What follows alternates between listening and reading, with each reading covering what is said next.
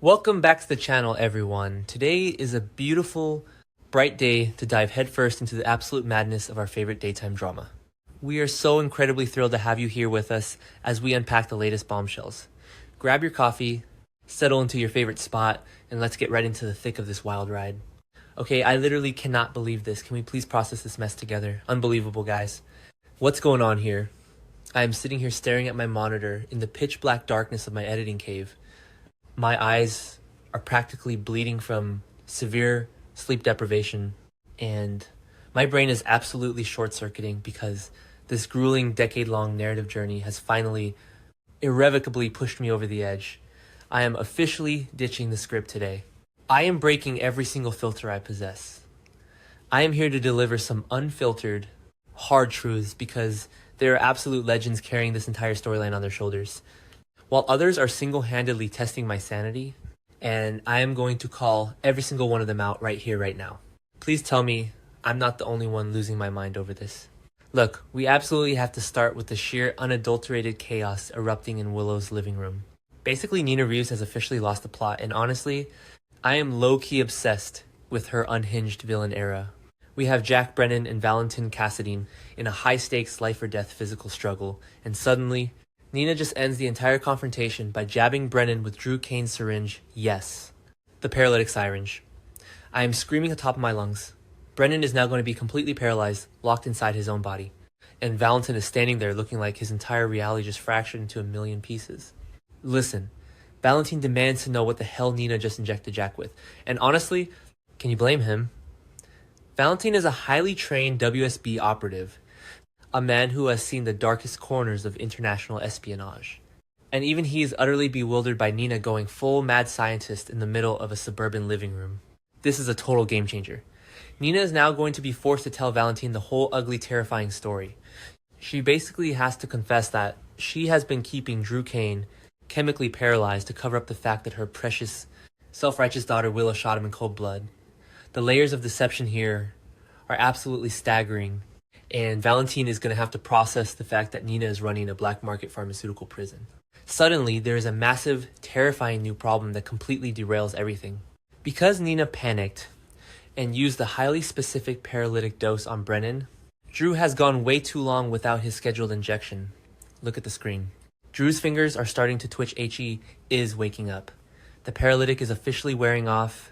I am hyperventilating just thinking about the sheer suffocating panic radiating off Nina right now. Drew Kane is a former Navy SEAL with lethal combat training. If he gets his motor functions back, he is going to absolutely tear that room apart and expose every single lie Willow and Nina have constructed. Basically, Valentin's going to have to step up and take control of this rapidly deteriorating situation. Valentin has a weapon, and it looks like he is going to pull his gun on a twitching, semi-paralyzed Drew Kane, while Nina frantically scrambles to get another syringe, ready to put Drew back into his locked-in state. Honestly, the ethical boundaries being crossed here are so far in the rearview mirror they aren't even visible anymore. Holding a paralyzed man at gunpoint so his captor can chemically restrain him again. This is absolute peak soap opera insanity, and my jaw is permanently on the floor. Whoa, I've really gone off chasing butterflies into another dimension. I mean, am I seriously rooting for Valentin to hold a paralyzed man at gunpoint so Nina can drug him again? Wait, why are we like this? Am I actually defending this level of profound toxicity just because the drama is good? Bringing the signal back, let's stick to the script.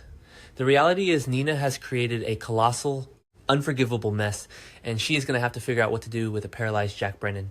Where do you even hide a paralyzed WSB director, honestly? The logistics of this are a major flex if she can pull it off. But she is running out of time, and the walls are closing in fast. Suddenly we pivot to the absolute psychological warfare happening with Michael Corinthos, Willow Kane, and Harrison Chase. Basically, Chase has an encounter with Willow, and he actually admits he was hoping to see her. Listen, Chase is walking right into a devastating emotional trap, and he doesn't even know it. Willow and Chase are sharing these incredibly close, intimate moments, and honestly, the chemistry is still undeniably there.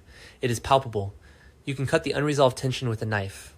But the sickest, most twisted part of this entire dynamic, Michael Corinthos is watching this unfold, and he is hoping to have an affair. Look, Michael is playing the most twisted, dark game of 4D chess I have ever witnessed in the history of Port Charles. He wants to destroy Willow's moral high ground so badly that he is actively manifesting his own wife's infidelity.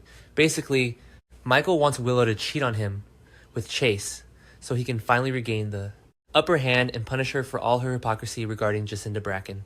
It is diabolical. It is toxic. And honestly, I am completely here for it. Wait, no, I hate it. I hate that Chase is being used as a pawn in Michael's revenge fantasy. Chase is a genuinely good guy. He is trying to foster baby Phoebe with Brooklyn. And now he is being dragged into this Corinthos Kane vortex of doom. I am contradicting myself. I know, but I am just so overwhelmed by the sheer audacity of Michael's machinations. Michael is inheriting the darkest traits of the Quartermain and Corinthos legacies, and he is weaponizing them against the mother of his children. It is absolutely brilliant writing, but it is deeply, profoundly disturbing to watch play out. Listen, while Michael is orchestrating a cheating scandal, Carly is over at her place playing mob boss with a vulnerable teenager. Suddenly, Carly is cornering Charlotte Cassadine and delivering a fierce, terrifying warning. Carly insists that Charlotte can't do that, no matter what happens, basically ordering this young girl to keep her mouth entirely shut about anything related to Valentin's location or his activities. Carly is protecting her fugitive lover, and she's willing to intimidate a teenager to do it.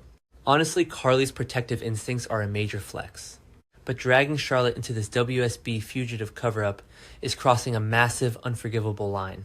Charlotte has already been through so much trauma, from Cassadine Island to Victor to Peter August, and now she is caught in the crossfire of Carly and Jack Brennan's explosive, vengeful war. Basically, Carly is acting entirely out of self-preservation and her passionate obsession with Valentin, and she is completely blind to the psychological damage she is inflicting on a girl who just wants to protect her father. Look, if you thought that was intense, we have to talk about the Dante and Lulu confrontation. Basically, this is the exact kind of psychic damage I signed up for when I started watching this show. Dante Falconeri has finally put the puzzle pieces together. He knows. He absolutely knows that his own son, Rocco Falconeri, is the one who shot Ross Cullum on Pier 55, and suddenly Dante is confronting Lulu about the massive, sprawling cover-up she has been orchestrating right under his nose. Listen to the absolute raw betrayal in Dante's voice. He blasts Lulu for leaving him out of the loop. He is a seasoned detective. He is the police commissioner, and his own family has been lying to his face while Jason rots in a maximum security WSB cell for a crime he didn't commit.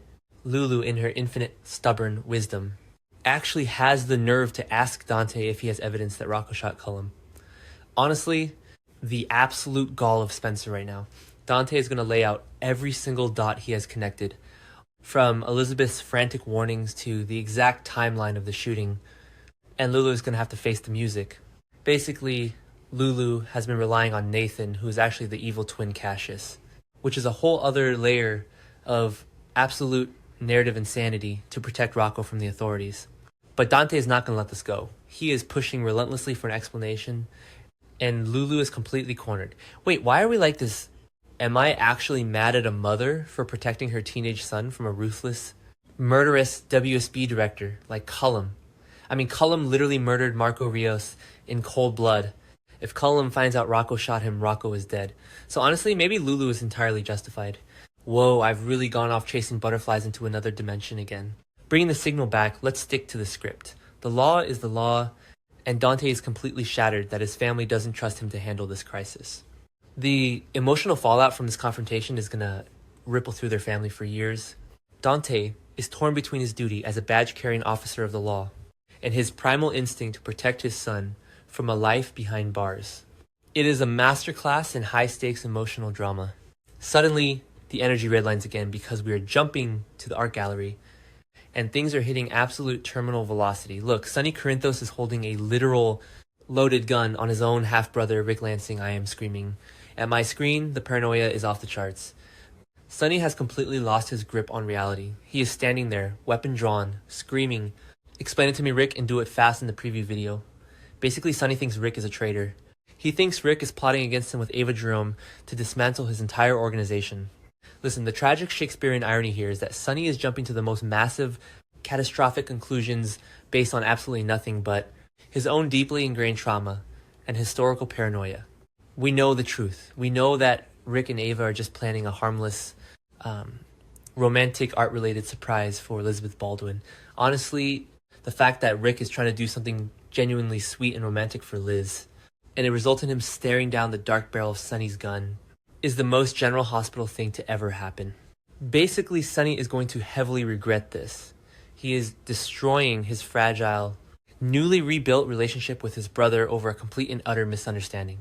Sonny's mind is so poisoned by Jen Sidwell's threats and the constant betrayals in his mob life that he cannot even fathom the idea of his brother doing something kind.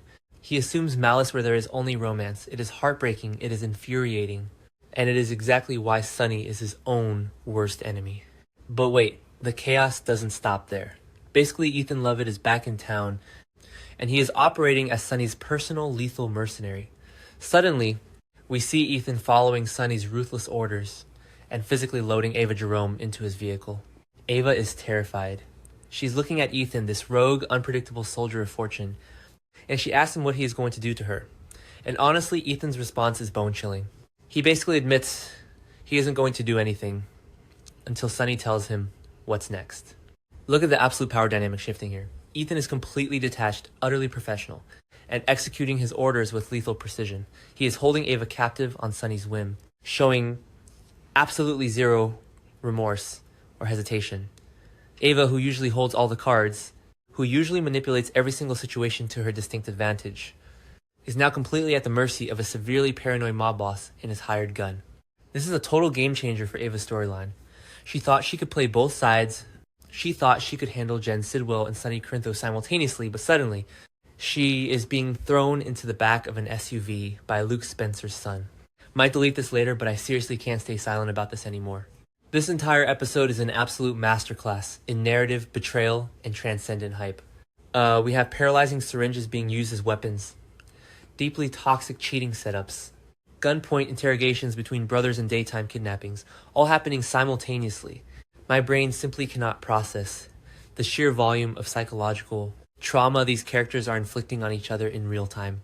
We are spiraling through a chaotic feedback loop of absolute madness, and honestly, I wouldn't have it any other way.